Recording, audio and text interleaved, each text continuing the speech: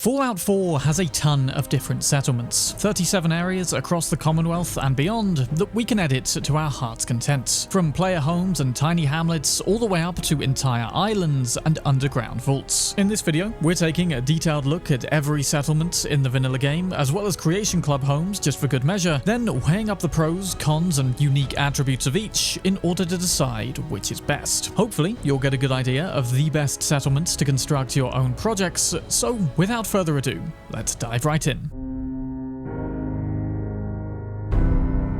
Tucked right up away in the northeast, we have the coastal cottage, or more accurately, the coastal wreckage, with the cottage part, as it were, being very much an unsalvageable shell with a giant gaping hole beneath it. What's more, its positioning halfway down a hill means we can place strategical turrets on the eastern side, but attacks from the west have a very distinctive advantage of height. And after the next-gen update added hostile enclave camps around the Commonwealth, the one located right next to here only serves to add to the pre-existing hostilities of Mirelurks and Deathclaws. Now, the settlement could be salvageable in terms of quality if we could, salvage it and start again. And aside from the huge eyesore of the Macra fish packing plant, the place does provide a nice view of the northern coastline. But Bethesda seem insistent that Coastal Cottage is destined to remain a dilapidated ruin, unlike Sanctuary, say, where we could actually scrap houses that are beyond repair. Now, we could just build a platform over the top of all of this stuff and enjoy the location, but as you can see, we don't even have that much more height allowance once doing this. So save yourself the time and just go build somewhere else.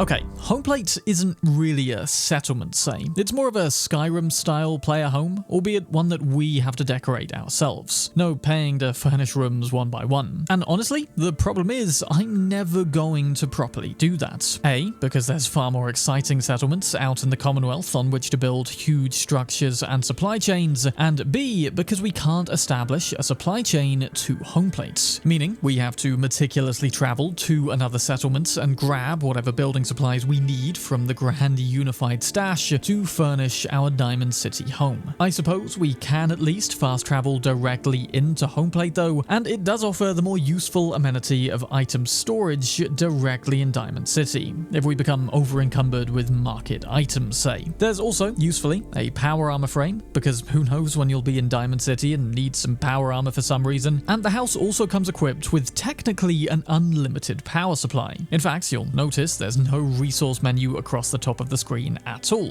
There's no settlers to manage, this is purely a do-it-yourself house with about zero charm. So, for 2,000 caps from Geneva in the mayor's office, is Homeplate worth it? I mean, if you don't have any Creation Club homes especially, then yeah, go on, why not?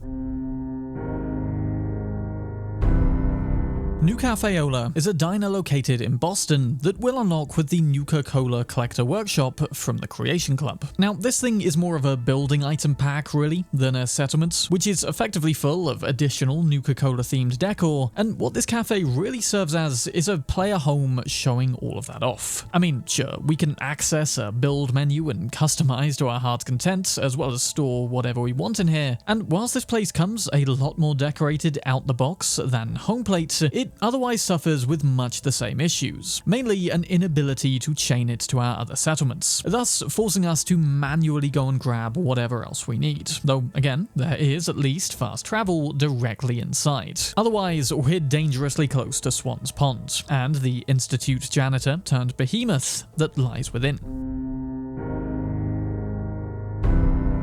The settlement area of Boston International Airport is easily one of the smallest and most limiting in the entire game, not allowing you to farm food or, recruit settlers. We can send settlers here from other locations, but really, this blown-out hangar is more allocated for the purposes of Brotherhood-related build objectives, namely constructing the Signal Interceptor, if using the Brotherhood for that, and the 4 electromagnetic actuators for the Liberty Reprimed quest. And by that reckoning, beginning, this is more our personal on-site Brotherhood workshop than anything resembling a settlement, hence its placement down here on the list. With that said, the build height limit of 7 stories is kind of generous for a place of this size, and ample for anyone who wanted to build a small mansion cozied up next to arguably one of the safest places currently in the Commonwealth. It also means you're sleeping just several yards away from Liberty Prime, which should realistically mark it up. Bear in mind, of course, we will lose this one if falling out with the Brotherhood, but can reclaim it again after violently resolving that dispute. Another Creation Club player home now, Charlestown Condo is located right around the corner from Bunker Hill and literally right across the road from the initial spawn of the USS Constitution. Now, there's a very small quest to unlock it where we go and find the previous discoverer who'd been killed whilst out on a supply run. In his last message, he's teeming with excitement at having discovered an actual nice home in the Commonwealth and actually sleeping in a proper pre-war bed. And I suppose at least he got to experience that before he died. Grab his key and the condo is ours. And inside are 4 floors of nicely decorated pre-war home, including a diner, living area, and bedrooms. It's not my favorite Creation Club player home, but similar to Shroud Manor, which we'll get to, it's got kind of a Cabot House vibe to it, albeit cozier than that mansion. I'm particularly a fan of the double bed that it adds, at least I think it's this mod that adds it, and we can build this at other settlements too. In fact, it's kind of weird that we couldn't build double beds at all in the vanilla game to begin with. There's also plenty of storage lockers, a fairly large open space on the 2nd floor for whatever we want, but probably best of all is the place's proximity to Bunker Hill, where we can literally walk around the corner to for supplies to set up whatever else we want to in this place if using it as more of a home. At 300 credits, it is the cheapest Creation Club home, and hey, it beats Homeplate. So if you're desperately wanting something like this in your game and want to spend the least amount possible, then I guess go do that. Or else you could just build a house in an actual settlement.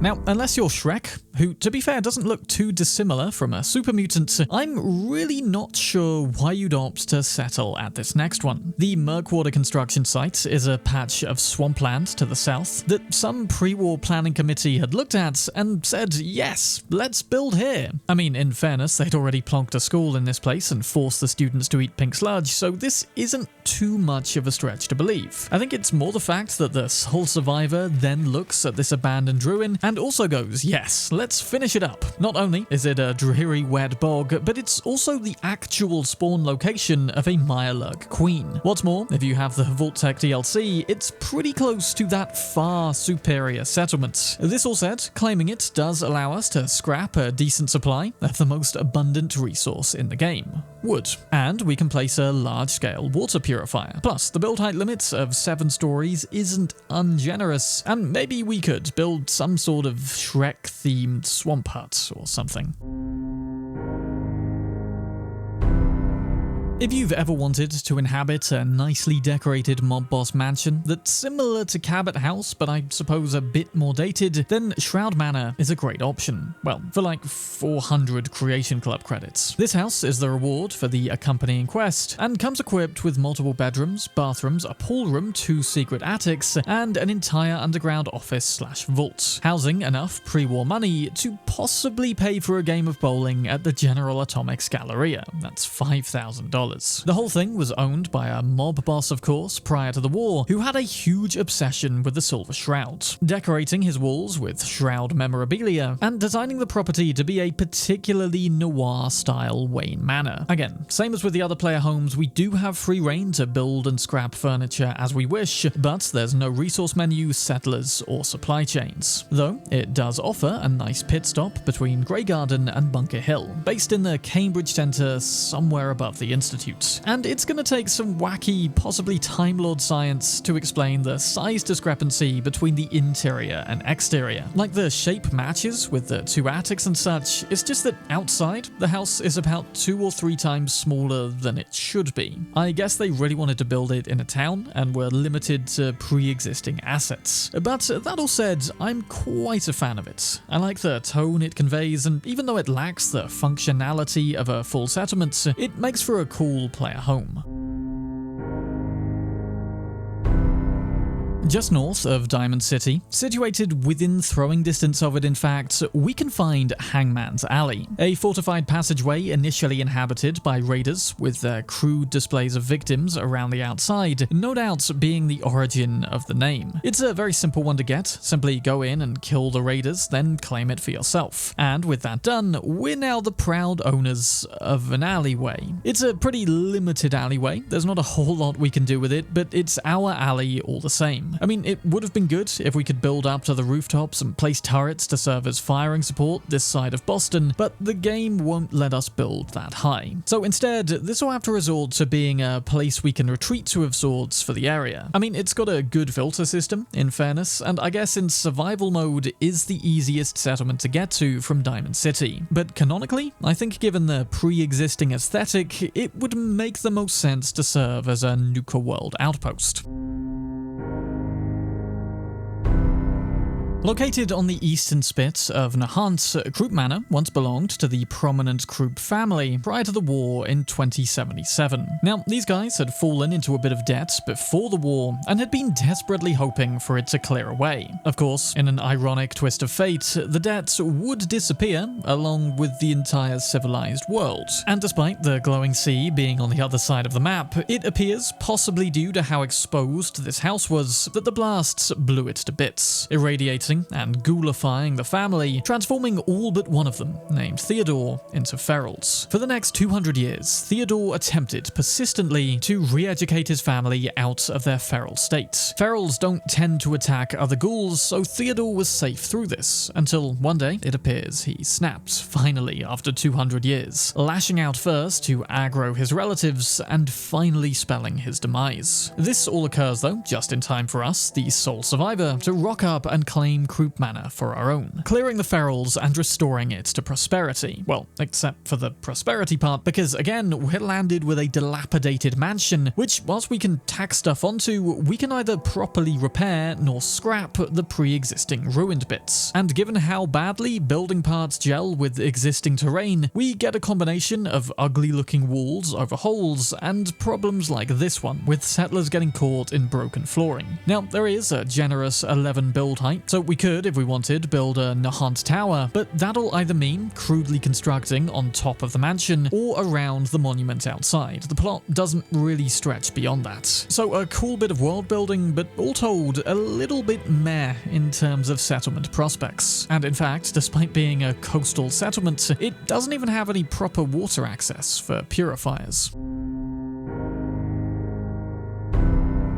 A very small but fairly central settlement next, Oberland Station is located a ways north of Vault 81, essentially a square of farmland next to a ruined forest, which given its size shouldn't be too difficult to fully fortify. You can't build too high with this one, just 5 stories, and it's nothing special as far as settlements go, though it is the only settlement in the vanilla game to attract the interest of the Zetans, or at any rate it's right next to where the Zetan ship crash lands at level 20, and the cave that the alien retreats to. And that's about the most memorable thing for this one, really. I mean, the settlement itself isn't horrible, it just doesn't really have anything special about it. Right down in the southwest now, Somerville Place's main strategic advantage is its proximity to the glowing sea, whilst itself being far enough outside so as to not irradiate us or settlers. Another generous build limit here of 10 stories, which is good given the otherwise small plot of land this one occupies, comprised of a dilapidated but still functioning house and a few existing rows of corn. Not too far away, we have Vault 95, which is infested to the brim with both drugs and gunners, whilst there's also the very Mirelurk-ridden Cutler's Bend and the super mutant inhabited Scrap Palace a ways to the north. That's without even mentioning the Deathclaw horrors and possibly worse southwest in the glowing sea. Of course, the game will send us in there several times, so in survival mode say, Somerville Place is a good checkpoint for whenever we're heading in and out. Besides that though, it's another mediocre shack with not really any unique quirks.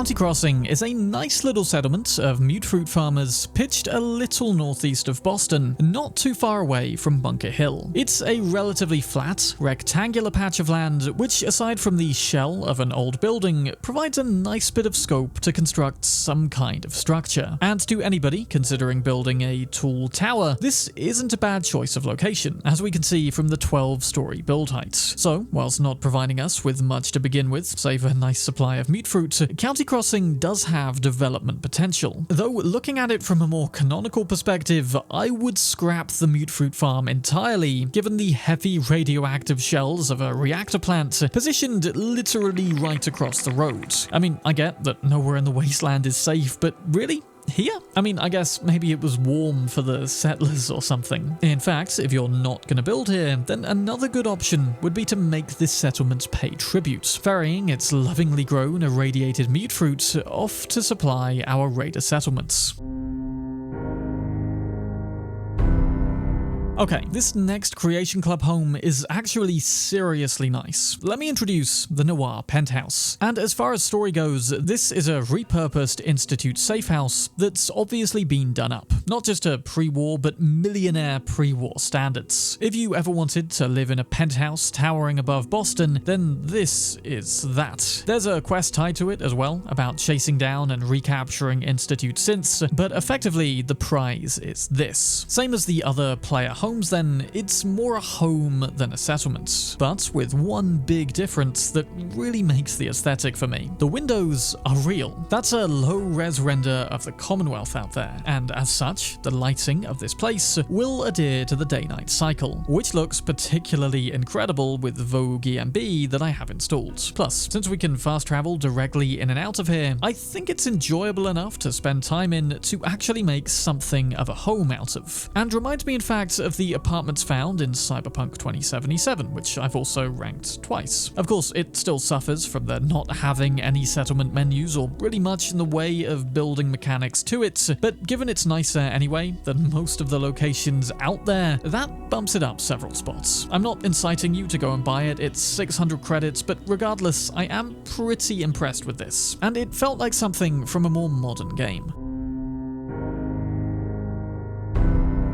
So take pretty much everything I just said about the Noir Penthouse and place it into a renovated apartment complex in Goodneighbor called the Neon Flats. Created by the same guy as Noir Penthouse, this one follows a similar Institute-centric storyline. This time about an AI that, in a shocking twist that's never been done before, learns to think for itself, and has us chasing it down across the Commonwealth merely to reactivate this building and gain access to the home above. A home which, again, similarly utilizes actual windows. And this one overall has even more of a cyberpunk theme to it than the first. Perhaps that's why I marginally prefer it, though I will say the lighting is better in the Noir Penthouse. But with an additional secret office found in this one, as well as a whole nother floor in fact, featuring a much more bare bones apartment to design to our heart's content, this whole place just has a little more going for it. And besides, why not also have a house in Goodneighbor? The third rail bar is also literally visible from just outside our window now, and all in all, this place is awesome, and personally makes me feel right at home. Located on a peaceful northern hillside, Tenpines Bluff is one of the first settlements we'll convince to join the Minutemen, and can provide a useful source of food earlier on with its pre-existing tato farm. Other than that though, this one's pretty bare bones, with an utterly tiny shack and the destroyed ruin of an old house, which to be fair, is in such bad condition that it's actually not too much of a problem to just rebuild the walls entirely, providing another immediate residence for additional settlers. There's a little more room on the hillside for more of them to be built, but being high up already, we are very limited to just a 4-story build height, one of the lowest in the game. But being a settlement in a lower level area means attacks aren't going to be as frequent or dangerous, with the rope bridge to the southeast serving as both a good choke and vantage point, and there's not really much north of here, save for Outpost Zimonja. It's certainly a nice scenic view, and IRL could make for a good vineyard, though there's other settlements where we can construct nicer viewing platforms higher up the list. Not too far outside the town of Malden is another small settlement called Greentop Nursery, comprised of a large greenhouse of mute fruits and a Sanctuary Hills-style house. In fact, it's one of quite a few settlements around this area, with the Slog, Finch Farm and Covenant all being close-ish neighbours. Even closer neighbours to the Greentop Nursery, though, are the Old Gullet Sinkhole on the edge of Malden, a super mutant camp, and a warehouse where Mass Fusion used to dump barrels upon barrels of nuclear waste. I mean, you could ask for better neighbours. Now, the 8-story build height is okay for fortified towers and such, but the fairly small, already occupied rectangle of building space really just make this more of a convenient location to drop supplies, and I suppose a nice, ready-to-go farm of food to ship to your other settlements. A reward, if you will, for completing the Automatron DLC, the Mechanist's Lair is located deep under a Robco building, locked behind several incredibly high security doors. I mean, arguably, this place is better guarded and fortified than the Commonwealth's vaults. And despite being a cave with no view of any kind, save for a wall of robo-brains, we can, unlike our player homes, still establish supply routes here for one of two purposes, as far as I'm concerned. If you're a huge fan of the robot crafting mechanic, then of course, this is a particularly optimum place from which to carry out our robot construction operations. Not nearly to the level of efficiency as the Mechanist, but there's plenty of relevant salvage about the place to aid in this endeavour. Otherwise, I'd still recommend setting up a supply line and then scrapping the incredible amount of supplies found down here for our above ground settlements, namely a lot of steel. And to be fair, we can carve out most of this chamber's inner structure to build whatever we want. Effectively, it's like an inferior Vault 88, wherein we can't grow any food. But its existence does allow us, in a sense, to become a Mechanist of our own if we so choose. And its placement here on the list is mostly down to its vast resources. I think that there's some settlements just begging to be recaptured by the Nuka World Raiders, and the first place I took on their behalf was Outpost Zimonja, or Zimonia, that sounds more right, doesn't it? Formerly a raider camp anyway, based around its most prominent feature of a signal tower, which sadly we can't utilise to further broadcast Nuka World's fear-mongering across the Commonwealth, but we can build up to it. In fact, this place's generous build height of 11 or 12 stories is another big redeeming quality.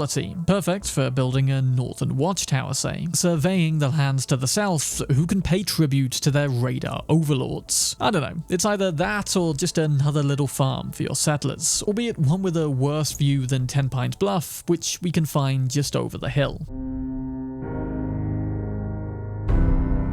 Jamaica Plane is known throughout the Commonwealth for its legends of treasure buried underneath the town, and whilst coming here and doing that quest can net us a baseball bat capable of utterly yeeting people, there's also a small portion available to serve as a settlement. Now, a big reason that none of the raiders managed to get inside the Jamaica Plane vault in, well, 200 years, aside from the general backstabbing between them, is the extreme overabundance of feral ghouls inhabiting this town. Like, seriously, this is a tough, relentless battleground earlier in the game. But with ghouls, or at least the ones around the settlement area cleared, we can claim this region, comprising of 2 houses and a car park at the southern end. Not nearly as exciting as having a whole town to play with, of course, like Sanctuary, but at least here we can place an outpost right where caravans seem to pour through, like all the time. It's a busy settlement, this. Though as far as the scope for what we can build goes, we can't actually go higher than the existing houses, really. And something that feels like a big oversight from Bethesda is this house plunked right in the middle that can neither be entered nor scrapped. I mean, like, okay, just sure, take away a good chunk of building space. So pretty big points on the location, but mark it down again a bit for the lack of prospect to, you know,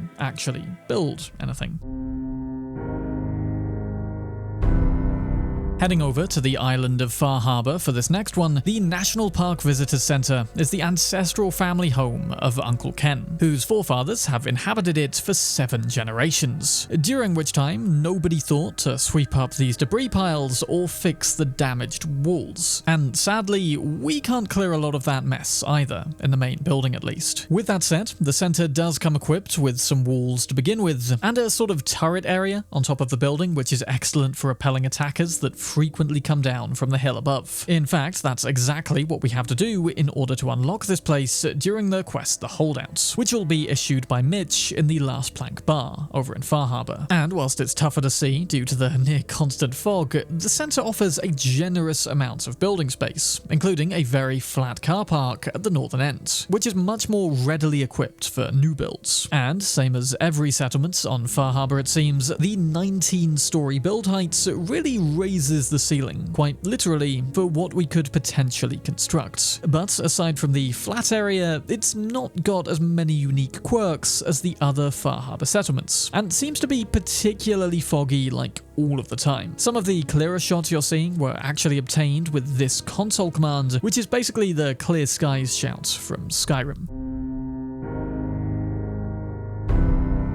Bunker Hill is first and foremost one of the largest trading posts in the Commonwealth, headed up by traders and caravan owners who ship goods to places like Diamond City, Vault 81, and even Covenant, though that last one wasn't too smart, as we'll find out. Now, for the majority of the main questline, a trading post at Bunker Hill will remain, one we have absolutely no control over. After all, it needs to remain as is for the Battle of Bunker Hill quest. But once that's completed, return to Bunker Hill and speak to Kessler. He'll say this: "You have some seriously powerful friends.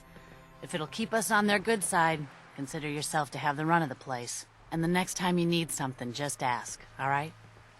And, just like that, one of the most lucrative trading settlements in the Commonwealth falls into our grasp. Now, since it's possible to avoid the Battle of Bunker Hill entirely by not pursuing the Institute quests, we'll instead have to sort out Bunker Hill's raider problem by killing one of the local leaders. In fact, that's a quest you'll also want to do regardless, since it increases the available caps of Bunker Hill's merchants thereafter. And once Bunker Hill is ours, we will automatically be able to net a cut of the trading profits, which pays into the workshop inventory. Now that, in and of itself, buffs Bunker Hill a ways up the list. Though another benefit, I would say, to this one is its location. This is one of the few settlements actually situated within Boston. Not massively relevant given the existence of fast travel, but to those playing in survival mode, Bunker Hill can serve as one of the best places to return to and drop off loot for one of the busiest regions in the game. Its placement does also make it more liable to attacks, but given it comes pretty much fully fortified already, that's less of a problem once we also craft turrets. Additionally, despite the height of the monument it's built around,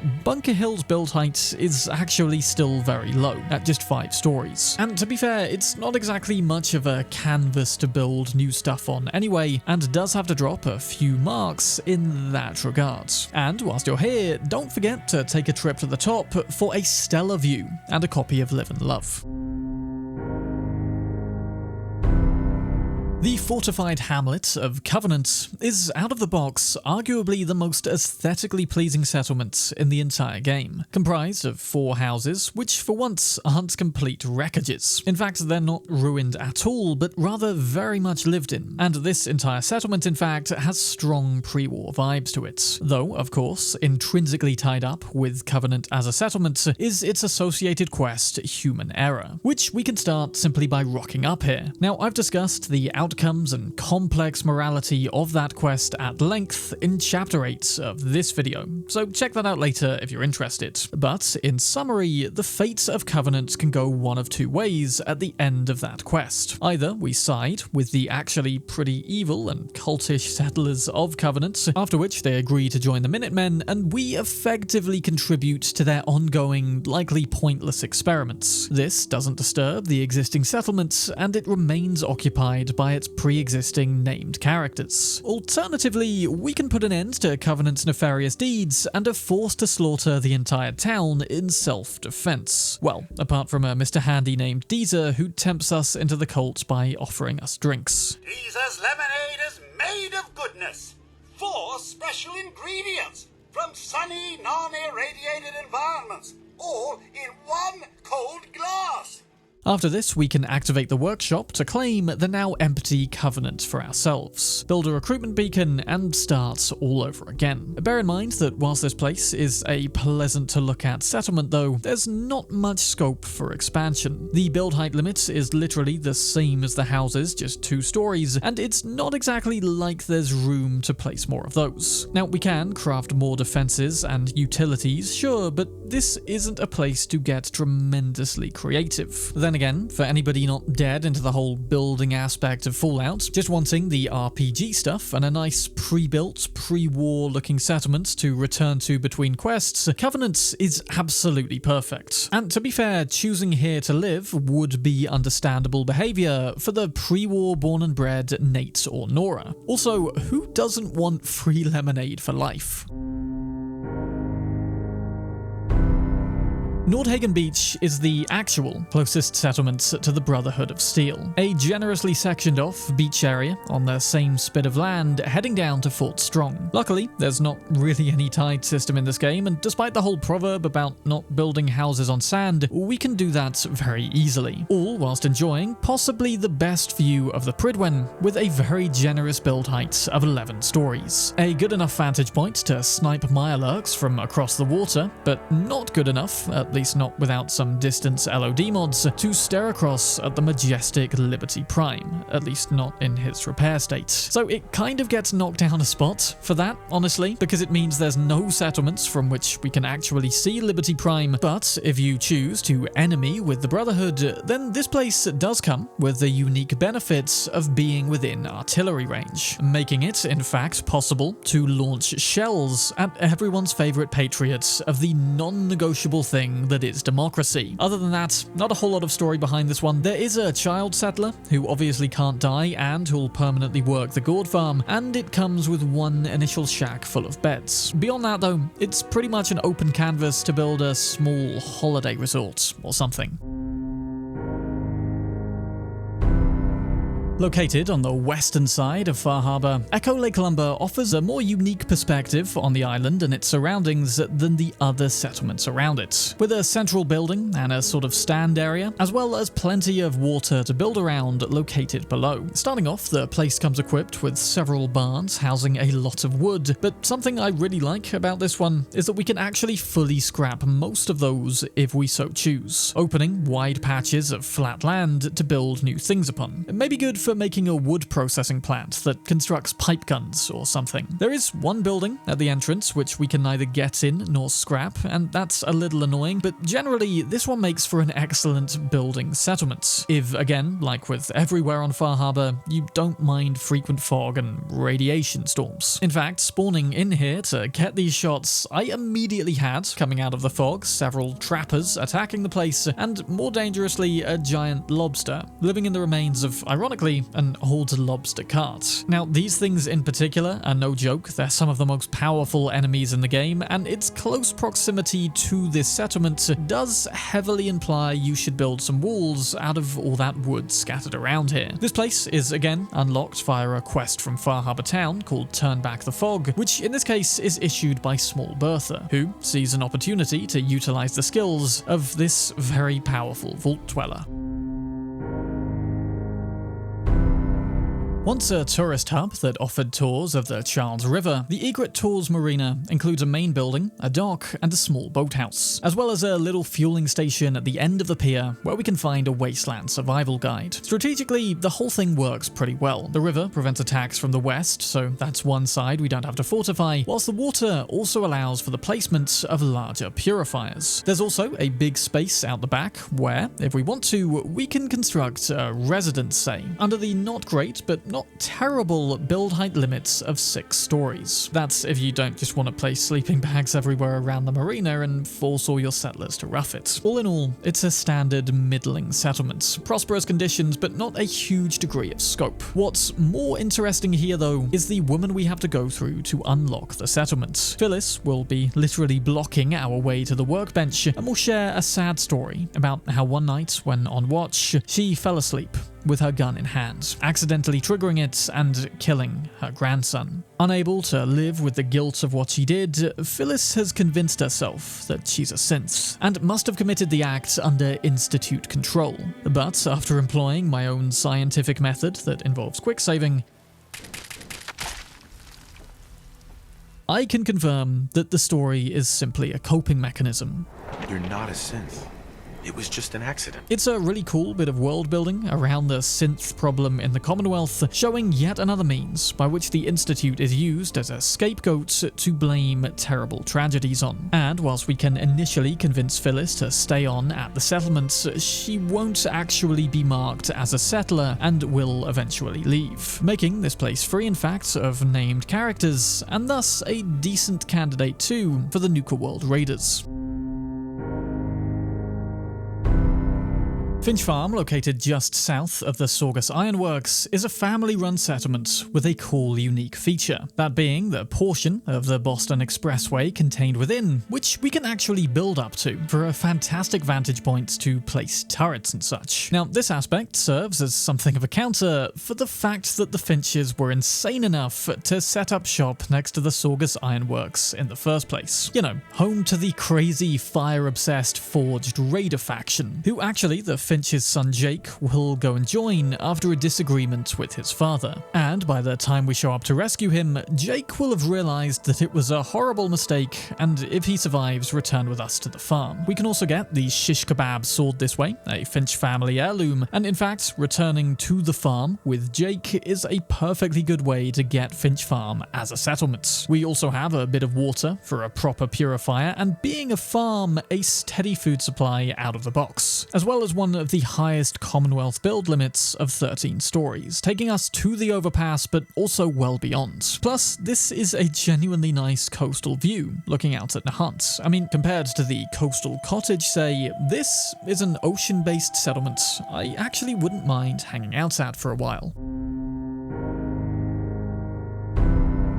I quite like the Taffington Boathouse when looking at it as a place to live. The plot may be small, but the house itself is in pretty good condition compared to most, with the boathouse alongside also being ideal for going sailing on the lake, if that were a feature and we were living here. Hell, with Covenant literally over the hill, this could even be our stately home outside the settlement, which we could then head over to in the day and run. And unlike Covenant, we actually have a fair bit of scope to build on this one, with a comfortable 9 or 10 stories in height. Also, having access to a huge body of water both works and makes sense for water purifiers. All in all, as far as smaller settlements go, this is one of my favorites. You won't probably build tons here, but it's just a nice place to come to sometimes. And I'd imagine that's what the Sutton family thought too, until they tried to access a stash of chems in the nearby drainage pipe, awakened a nest of blood bugs, and died.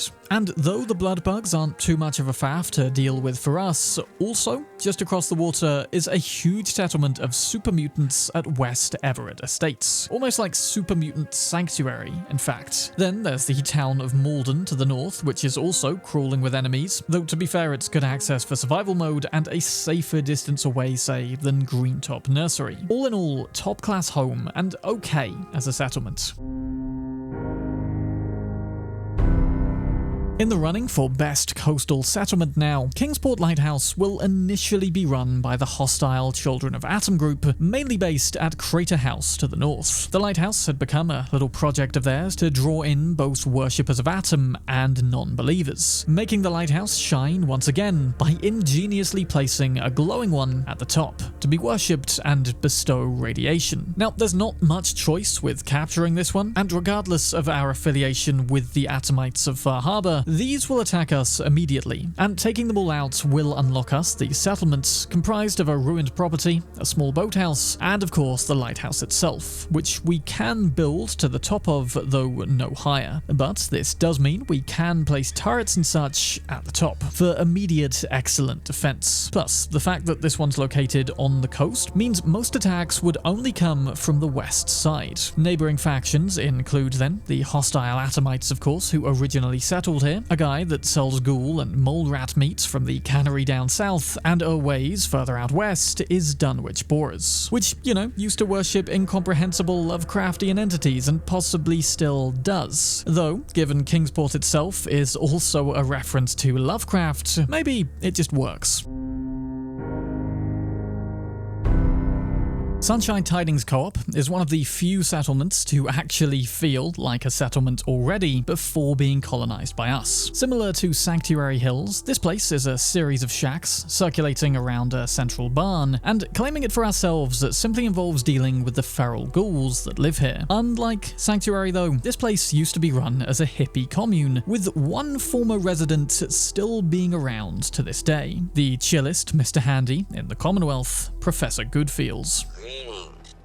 Honestly, it's like having a robot Shaggy from Scooby-Doo and an awesome unique quirk of the place. Goodfields was liberated by the commune from the Hester Consumer Robotics, which we can actually direct him back to, marking the location on our map to also be visited, though sadly removing Goodfields from the game, so don't do that, which we do by programming the command on the central terminal. We can, however, also set him to guard mode, turning the robot into a Dalek. Exterminate! And Goodfields isn't the only good thing about this place, which comes with plenty of initial living space, but also a ton more building space in general than most settlements, in addition to an excellent build height of 10, so plenty of scope for whatever you choose to design. Though just make sure to fortify it well, because literally up this hill is a small raider outpost who'll attack far too frequently. Down the hill to the east we also have the famous landmark of Carhenge, and the, behemoth that lives within it, plus over on the dam were more raiders. I mean, they were my raiders, the operators, but still, they will be hostile with the settlement, so be careful with that. Anyway, excellent scope for building, and a cool unique robot, but for a peace-loving commune, this is also easily one of the most dangerous locations to shack up, which also possibly explains the lack of remaining intelligent residents when we arrive. Located on the southeast coast, Warwick Homestead is a family-run farm occupied by a number of named NPCs, including, of course, the Warwick family. It's also a fantastic food supply out of the box if we want to join it into our supply chain. The huge flat area where this place is based, as well as the full water treatment facility where the settlers live, also makes it a relatively safe area. I mean, sure, it's overlooked by a shipwreck of ghoulified Norwegian raiding sailors, and taking 2 steps outside will prompt a Mirelurk attack. But it's also aided by the power armor-loving, greased lightning-inspired atom cats from just across the water, who you'll want to visit too for cool power armor-related things. All this considered though, perhaps it's why the Institute have actually allocated this as a testing ground for new strains of crops, seeing how they perform in the wasteland. And yes, this does mean that Roger Warwick is a synth replacement, but he will simply function as a regular settler still to do farming and such. In fact, if we complete the Institute quest based at this settlement, then we'll later see that their genetically modified gourd actually grows into a giant pumpkin-like fruit, unique to the game. In addition to the Institute though, Warwick Homestead also has a connection to the Taffington Boathouse. See, there's another guy living here named Bill Sutton. Not a particularly nice man, both a chem addict and former abuser of his children, and due to this, Bill's family left him at Warwick Homestead and moved to the Taffington Boathouse. And, well, we already know how that went with the bloatfly attack. And I suppose, despite the immediate dangers at Warwick Homestead, one needs simply close the door to the treatment plant here and be safe. Also, it's not too far of a swim to Spectacle Island, and forms a nice triangle with that and the castle. Very strong settlements all.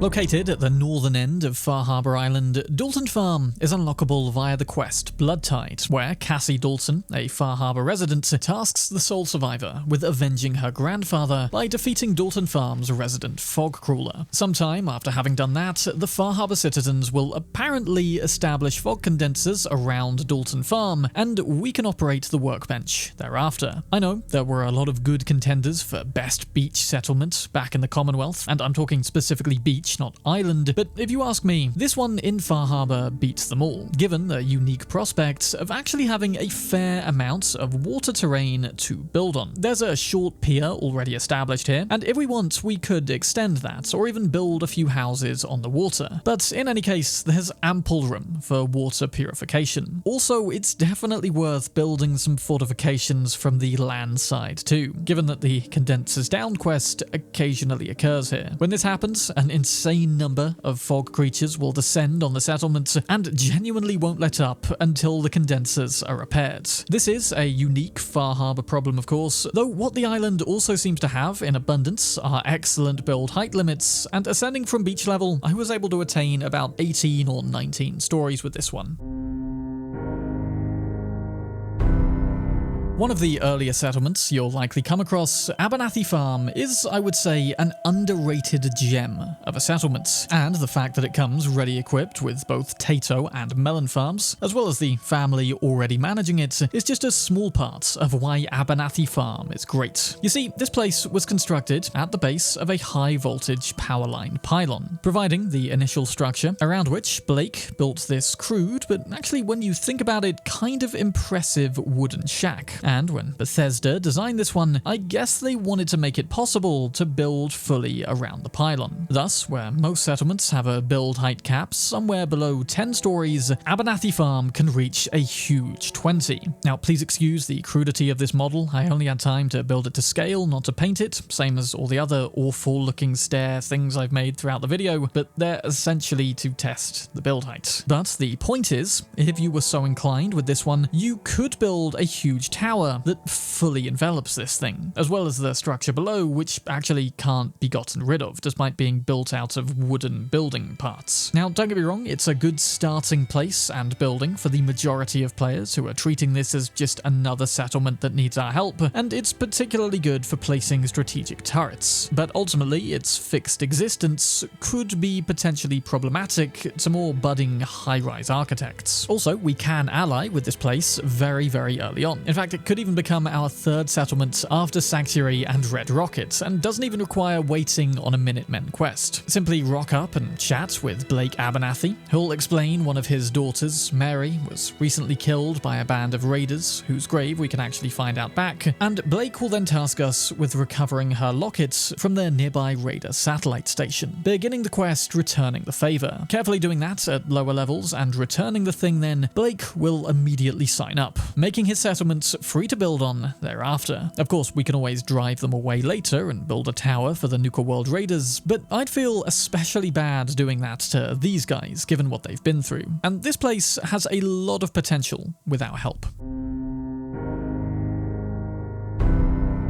The castle. I mean, the name says it all, really. A strategically placed, heavily fortified, star-shaped fort situated on the east coast, which has, and thanks to us, will continue to serve as a crowning jewel for the Minutemen. To unlock this place, of course, we'll need to progress the Minutemen questline, convincing other settlements that needed our help to join up, until Preston decides we need a more central base of operations. A hub, if you will. And where better than the old base where the Minutemen used to be, until suffering an attack from a Mirelurk queen back in 2240, 47 years prior. And in order to claim it back, we'll have to first defeat said same Mirelurk queen. Now, side note, this queen can be found prior to Preston issuing the quest if you're looking to take on more of a challenge. We'll just proudly declare that we already cleared the castle when he brings it up. And whilst the castle is technically unlocked from this point, completing the follow-up quest, Old Guns, as well, will open up an additional wing and basement to unlock the old Minutemen uniform and a bunch of, well, old guns with which to arm our settlers. Of course, the place does still start out as a ruin, and carefully lining up these blocks to restore these walls to a complete pentagon is absolutely something you want to do, because after that, it's arguably one of the most fortified settlements in the game, where you will constantly have the high ground and pretty much unlimited areas to place turrets. And depending on your choices for the main questline, this may become ground zero tomorrow for more battles, and with the right adjustments and defenses, they'll all be remarkably easy. Whilst we can't quite build to the height of the radio tower, I think it's just 8 stories from the courtyard we can do in fact, that is still plenty of height to turn the castle into a fortress or bastion if you were so inclined. Fortunately, as well, because radio freedom will automatically play in the background constantly, there is an off switch to deactivate that, so we don't have to constantly listen to settlements needing help.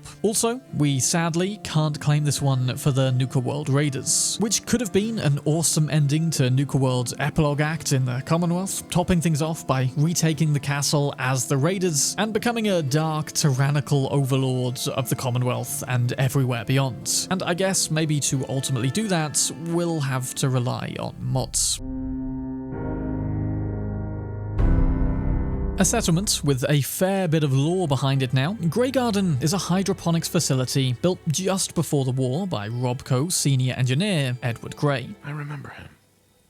He was one of Robco's senior engineers, but more than a little eccentric. He wanted to create a food production facility that could run fully independently under the management of robots, and when we find it, 210 years later, it's clear his idea was incredibly effective. This place is still running, and still producing vast quantities of food. In fact, it was only recently, before we arrived, that the Mr. Handys of Graygarden had experienced any kind of issue they couldn't resolve. But when we get there, the water treatment plant, apparently tapped into their hydroponics, which is situated downhill, has begun to experience issues with pressure. And speaking to the robots about this will trigger the quest Troubled Waters to fix the problem and unlock Graygarden thereafter. And now this Edward Gray fella had a really good taste in location. I mean, sure, it's just up the hill from his house, but this whole region is arguably one of the most scenic in the Commonwealth. And the 2 levels of ruined Boston Expressway that we can also build up to here serve perfectly as a viewing platform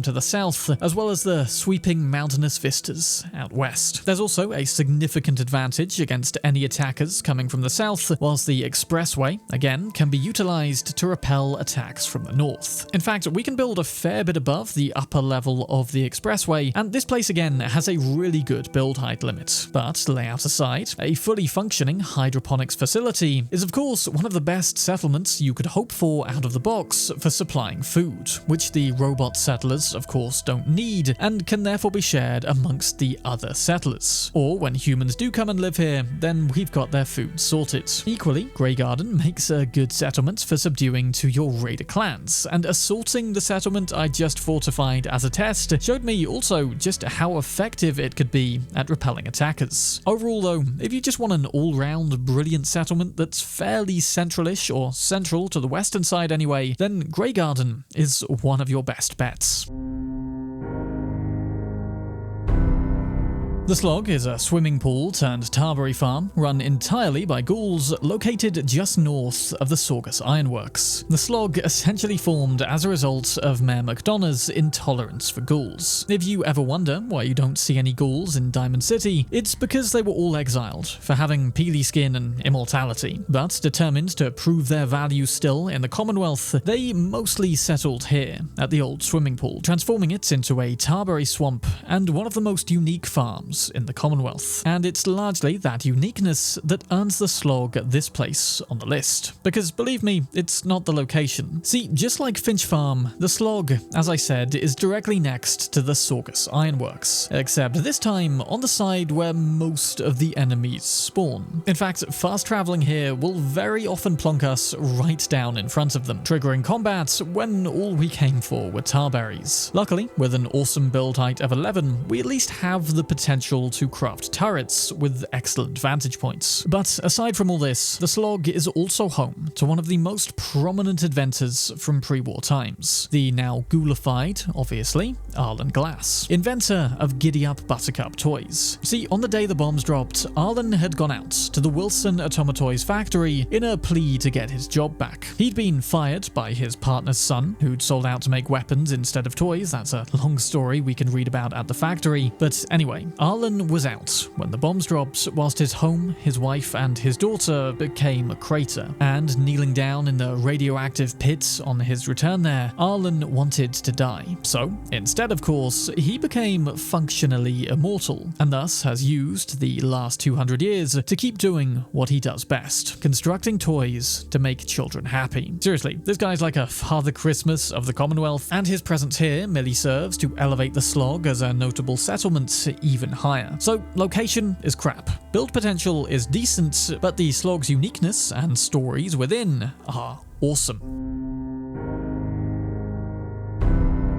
Whilst most settlements offer a small patch of land, or at best a large patch, but ultimately an uneven one, what I love about Sanctuary Hills is the game just throws us a small town or hamlet out the box and says, there you go, have fun. And I mean, sure, the 9 unscrappable houses will remain looking dilapidated, there's not a ton we can do about that, but the settlement does let us scrap 5 of these, providing perfectly flat foundations upon which we can build whatever kind of house we like, whether that be trying to capture the aesthetic of the others, or constructing a more fortified barracks for our settlers. Though not too high of a barracks, because what Sanctuary has in lateral size, it does lose a bit in height. And I think Bethesda mostly intended for us to restore the player's old neighborhood to its former glory. I mean, as best we can, and as best as the wasteland will allow us at least. This is also, of course, where the original Minutemen group we meet will settle, and truly, it's not a bad place for them to live. Sanctuary is mostly protected by the surrounding lake, and we can just heavily fortify the bridge, with the water access allowing for the construction of large-scale purifiers. Though, whilst the Minutemen's occupation does provide us with some settlers out the box, it also raises an issue, should we ever want to capture Sanctuary for Nuka World, in the fact that several of them are essential. However, if we relocate them all to a different settlement, say for Mama Murphy, who has to stay here, but then we overdose her on chems, Sanctuary is technically capturable. So, if you wanted a proper raider town in the Commonwealth too, then that is technically possible. Otherwise, just enjoy having a straight up customizable town pretty much immediately in the game. Starlight Drive In was the settlement I chose as the base for my power armor ranking video. I knew that there'd be a lot of sets once we factor in paint jobs, and that I'd need a mostly flat stretch of land with plenty of surrounding areas of interest to run off to and test the different suits. Starlight Drive In ticked every box, mostly. It actually wasn't quite big enough and I did have to corner around twice, but hey, for more normal, sane builds, this place should perform amicably, which is great given its immediate proximity to Concord and ease of capturing earlier in the game. The only resistance we really encounter are some mole rats. And okay, fine, its proximity to points of interest does make it liable to attacks, but its flatness across the board means building walls isn't too complicated, and it already comes with a tall projection screen to immediately set up turrets on. Plus, with a 9-story build height, it leaves plenty of scope for most taller builds too. And in terms of settler resources, the puddle in the middle, of course, works for large-scale water purification. In fact, in my main save, I did turn this into a Nuka World outpost due to the lack of named NPCs. And I don't know, the fact that it's essentially one huge concrete car park just kind of feels like the place raiders would enjoy. Plus, there's plenty of prosperous surrounding settlements to beat into submission if you're going down a particularly evil route. But otherwise, it's flat, unlockable pretty early, and a great choice to transform into our main base of operations. A presumably tidal-accessed island now, Longfellow's cabin, home of course to Longfellow, becomes available after the Walk in the Park quest, wherein we make our way to Acadia. Longfellow will be impressed by our surviving on the island, and subsequently grant us all building rights to his home. And this place is actually a deceptively large island, almost the spectacle island of Far Harbour, with the entire perimeter being available for building, save for a ship on the north side. To the further north is another island of gulpers, but luckily Longfellow's cabin is equipped with fog condensers. And should we happen to place down a settlement recruitment beacon too, the old sailor won't object to his quaint little cabin being turned into a full-on settlement, apparently. Building up from one of the lower points on the beach as well, I was very surprised to reach a whole 20 stories. Now, of course, the whole island is sloping, you couldn't do that at the top end, but technically, this means Longfellow's cabin draws with Abernathy Farm, and offers exceptional views of the eastern side of Far Harbour in this case as a result. And in either case, it's practically double the build height limits of Spectacle Island, allowing us to build both at great width and great height. We can of course chain it to our mainland settlement resources too, same as all the Far Harbour settlements, but equally the foggy expanses of Far Harbour are more of an acquired taste than the slightly nicer, less often foggy Commonwealth. Though, spending time in Far Harbour, I do prefer the soundtrack. Nuka World may only provide us with one actual settlement, but trust me, it's a good one. Nuka World Red Rocket takes many of the things we love about the original Red Rocket, massively expands the available space, places it on warm sands, and Nuka-Colas the whole thing up a bit. It's a nice flat area of land that comes equipped with a fueling station and some already working farmlands, as well as I think the actual highest build limit in the game of 21 stories I achieved here, from which we can get an awesome view across the entire Nuka World theme park whilst we tinker and build in literally the only customizable player home / settlement of this DLC. Though bear in mind, by the time we unlock this one, we will be done with most of Nuka World. It doesn't become available until after turning the power back on, which itself is one of the final main quests. If still allied with the raiders, it'll be randomly allocated to one of them, otherwise we can join it with our Minutemen settlements, which honestly I'm quite tempted to go and do because this raider lot hate farming, and I'm therefore not really inclined to utilize a lot of the available space, unless maybe I build a tower or something. Other than that, since this isn't really a pit stop to store items and recuperate between missions for this DLC, it gets a little relegated. Still an awesome building site, but unlike the original Red Rocket, not one I think most players will have as much cause to fully take advantage of.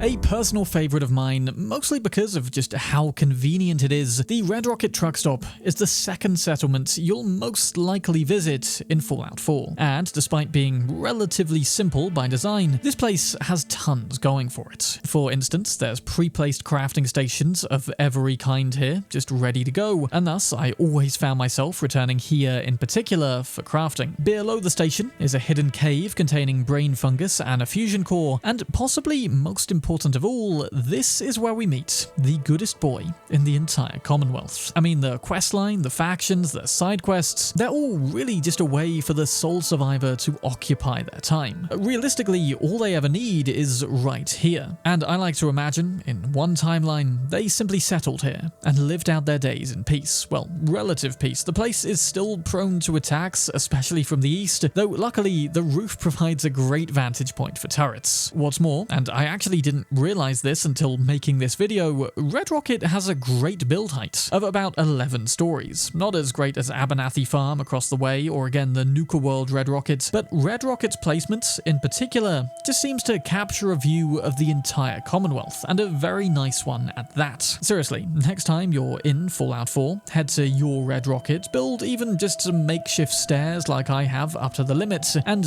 take in the view. I mean, okay, it's not Appalachia, but not bad. Bethesda, not bad.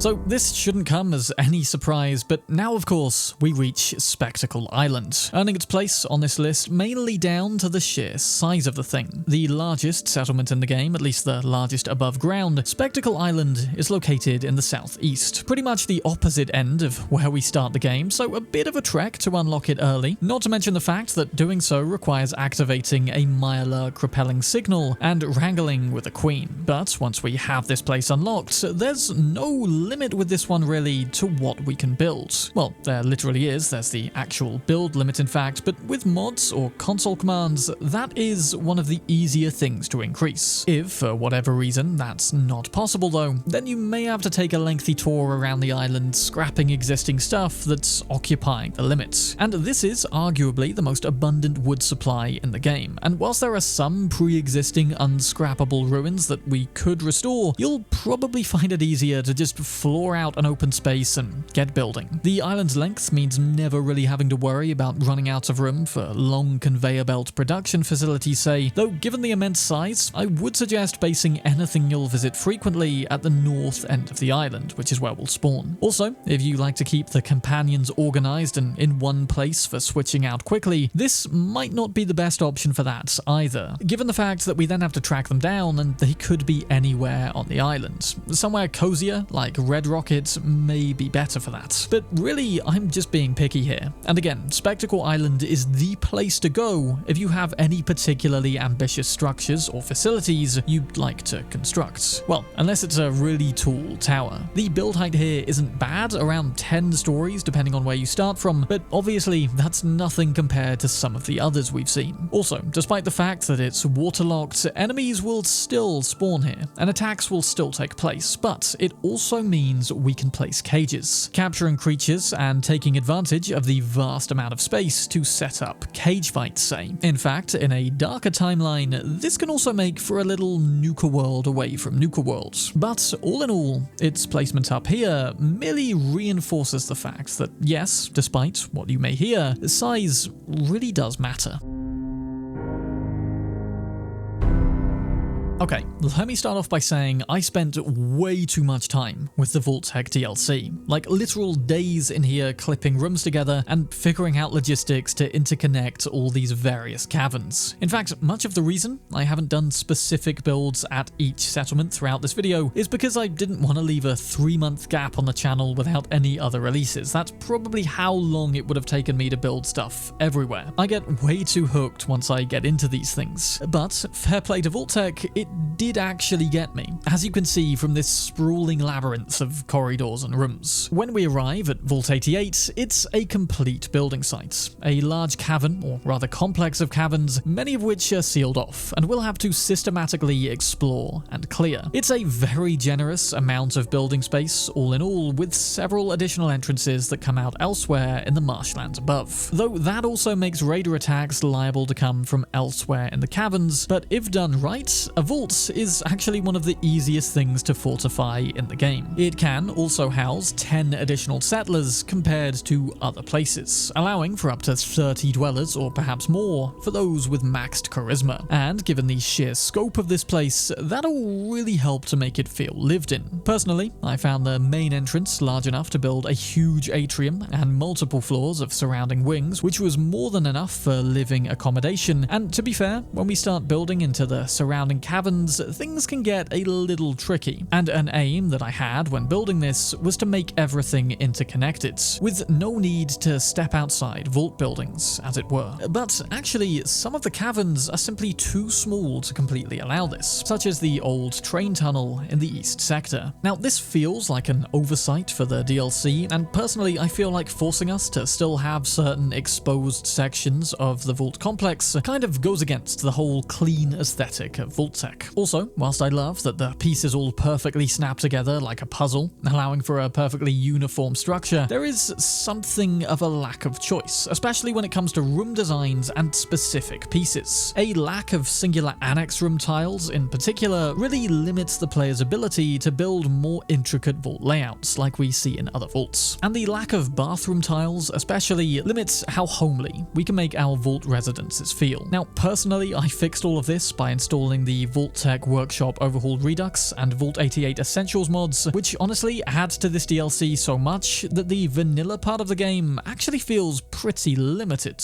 It is such a cool idea still, but evidently had even more potential than the base concept. With that said, there's still plenty of scope to build your vault into a sprawling trading and living complex, easily challenging Vault 81. Though there are of course limitations to living underground. Namely, there's no animal cages, despite the fact that plenty of creatures were already living down here, and certain builds would still be better constructed somewhere like Spectacle Island, where, you know, the sun shines. But given overall how much fun I had personally, how much time I sank into building my vault, how awesome rooms like the Overseer's office are overlooking our atrium, as well as how interesting and fascinating the concept of vaults is across Fallout lore in general, I gotta say, Vault 88 is my favorite settlement to build in Fallout 4. And it feels like the natural progression when you introduce a building system to a game like Fallout, I think, to allow you to build a vault. And given that Fallout Shelter also exists and is available on every platform ever, I think Bethesda also realized that. But unlike Fallout Shelter, Vault 88 allows us the creative challenge of building a vault within a game that also offers plenty else to do in the meantime. Plus, it's also a 3D vault, not a 2D one. And if you want to see some of the more evil things I constructed in Vault 88, then check out the first chapter of my Evil Decisions video next. Otherwise, thank you for watching. Huge shout out to the patrons, as always, for keeping the channel alive. Videos like this, especially, take a ton of time to produce, what with 42 different settlements/homes to look at, and your continued support gives me more freedom to pursue crazy ideas like this. To anyone else interested in supporting this long-form content, then do check it out down below. Thank you for watching, I'm Sam Bram, and have